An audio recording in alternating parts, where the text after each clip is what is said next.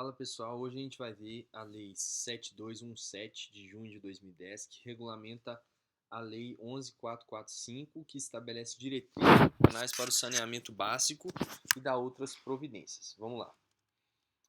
Artigo 1. Esse decreto estabelece normas para a execução da Lei 11445 de 2007. Aqui tem as definições. A primeira definição que a gente vê é a entidade de regulação.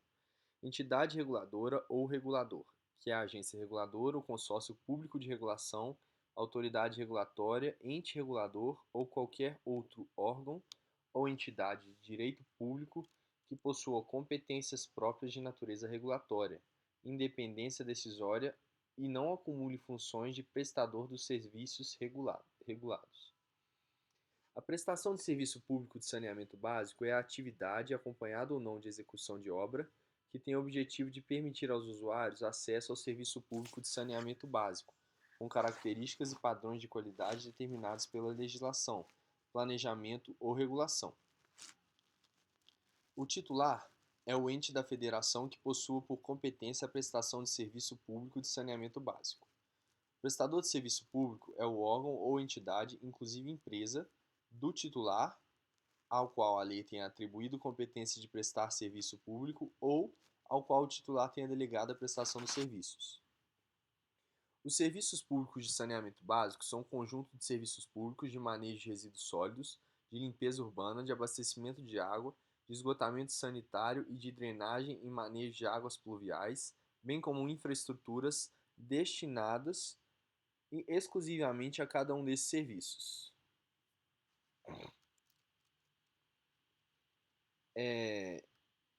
Dos serviços públicos de saneamento básico. Vamos ver aqui, artigo 3º.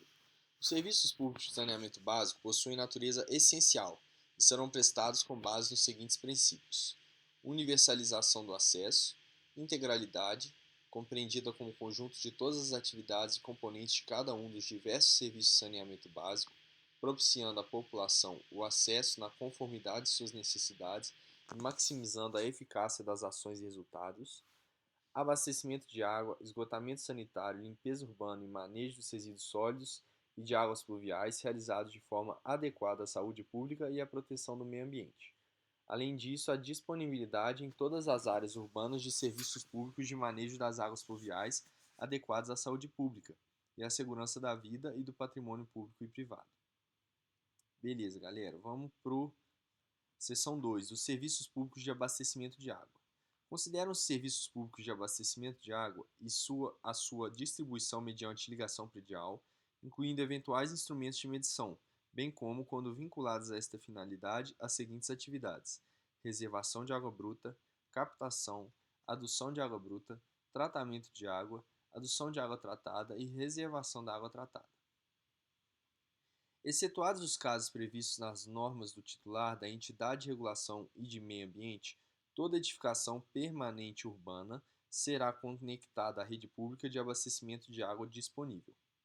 Na ausência de redes públicas de abastecimento de água, serão admitidas soluções individuais, observadas as normas editadas pela entidade reguladora e pelos órgãos responsáveis pela política ambiental, sanitária e de recursos hídricos. As normas de regulação dos serviços poderão prever prazo para que o usuário se conecte à rede pública, preferencialmente não superior a 90 dias. Dos serviços públicos de esgotamento sanitário. Consideram-se serviços públicos de esgotamento sanitário os serviços constituídos por uma ou mais das seguintes atividades: coleta, inclusive predial, dos esgotos sanitários, transporte de esgotos sanitários, tratamento dos esgotos sanitários e disposição final dos esgotos sanitários e dos lodos originários da operação de unidades de tratamento coletivas ou individuais, inclusive fossas sépticas. A legislação e as normas de regulação poderão prever penalidades em face de lançamentos de águas pluviais ou de esgotos não compatíveis com a rede de esgotamento sanitário. A remuneração pela prestação de serviços públicos de esgotamento sanitário poderá ser fixada com base no volume de água cobrado pelo serviço de abastecimento de água. Os serviços públicos de manejo de resíduos sólidos urbanos. Vamos lá, artigo 12. Consideram os serviços públicos de manejo de resíduos sólidos as atividades de coleta e transbordo, transporte, triagem para fins de reutilização ou reciclagem, tratamento inclusive por compostagem e disposição final dos resíduos domésticos, resíduos originários de atividades comerciais, industriais e de serviços, em quantidade e qualidade similares às dos resíduos domésticos, que por decisão do titular sejam considerados resíduos sólidos urbanos, desde que tais resíduos não sejam de responsabilidade de seu gerador, nos termos da norma legal ou administrativa, de decisão judicial ou de termo de ajustamento de conduta, e resíduos originários dos serviços públicos de limpeza pública urbana. Artigo 13º. Os planos de saneamento básico deverão conter prescrições para manejo dos resíduos sólidos urbanos, em especial dos originários de construção e demolição e dos serviços de saúde, além dos resíduos referidos no artigo 12. A remuneração pela prestação de serviço público de manejo de resíduos sólidos urbanos deverá levar em conta a adequada destinação dos resíduos coletados, bem como poderá considerar nível de renda da população, características dos lotes, peso e volume médio coletado por habitante, mecanismos econômicos de incentivo à minimização da geração de resíduos e à recuperação dos resíduos gerados. Consideram os serviços públicos de manejo de águas pluviais urbanas. Isso aqui já é dos serviços públicos, pessoal, de manejo de águas pluviais urbanas. Consideram-se esses serviços os constituídos por uma ou mais das seguintes atividades: drenagem urbana, transporte de águas pluviais urbanas, detenção ou retenção de águas pluviais urbanas para amortecimento de vazões de cheia e tratamento e disposição final de águas pluviais urbanas.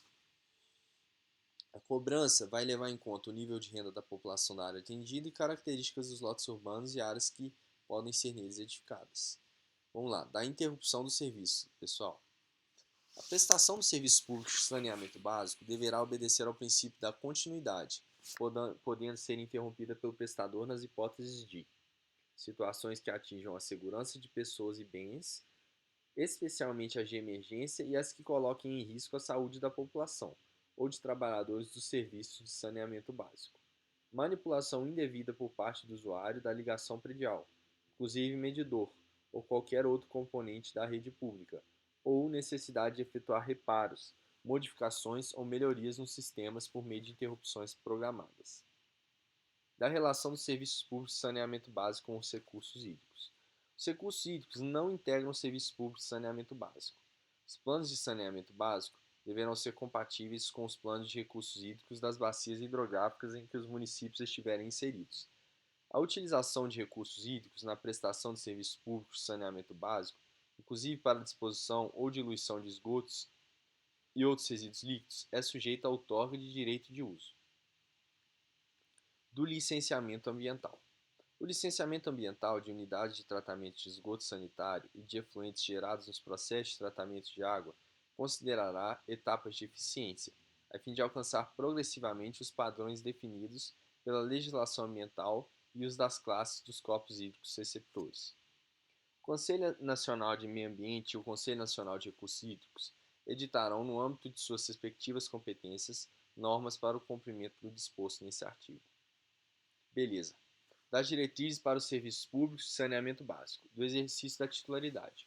O titular do serviço formulará a respectiva política pública de saneamento básico, devendo, para tanto, elaborar os planos de saneamento básico, observada a cooperação das associações representativas e da ampla participação da população e de associações representativas de vários segmentos da sociedade, como previsto no artigo 2. Prestar diretamente serviço ou autorizar sua delegação, definir o ente responsável pela sua regulação e fiscalização, adotar parâmetros para a garantia do atendimento essencial à saúde pública, fixar os direitos e os deveres dos usuários, estabelecer mecanismos de participação e controle social e estabelecer sistema de informações sobre os serviços, articulado com o Sistema Nacional de Informações em Saneamento.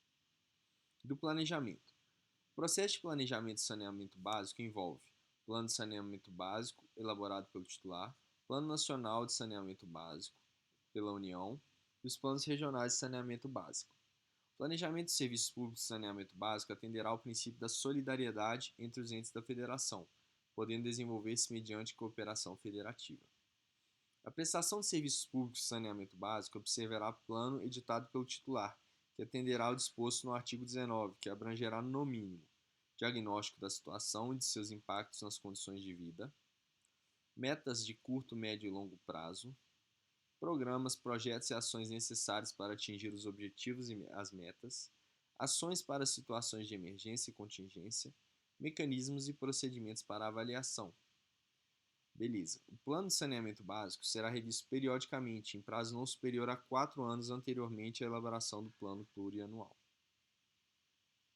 Vamos lá, gente. Dos objetivos da regulação. Nós vamos continuar isso aqui na próxima aula. Fiquem de olho no canal. Se estão gostando, curtam, se inscrevam. Tamo junto. Valeu.